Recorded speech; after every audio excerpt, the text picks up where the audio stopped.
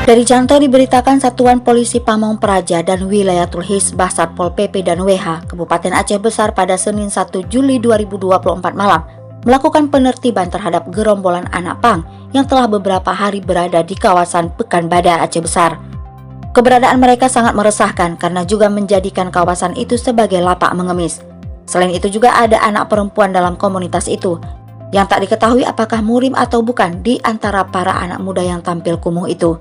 Kepala Satpol PP dan WH Aceh Besar Muhajir melalui Kasih Advokasi dan Perlindungan Hak Asasi Manusia Fajri Esos menyatakan penertiban tersebut dilakukan karena laporan dari masyarakat setempat yang merasa resah dengan keberadaan mereka.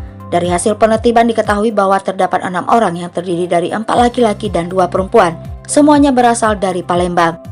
Menurut pengakuan mereka terpaksa harus mendiami kawasan tersebut dikarenakan terjadi kerusakan motor setelah pulang dari Sabang dan berencana untuk kembali ke Palembang. Satpol PP dan WH Aceh Besar bersama Polsek Pekanbadak menginstruksikan kepada mereka untuk segera memperbaiki motornya dan meninggalkan lokasi guna menjaga ketertiban dan kenyamanan masyarakat sekitar.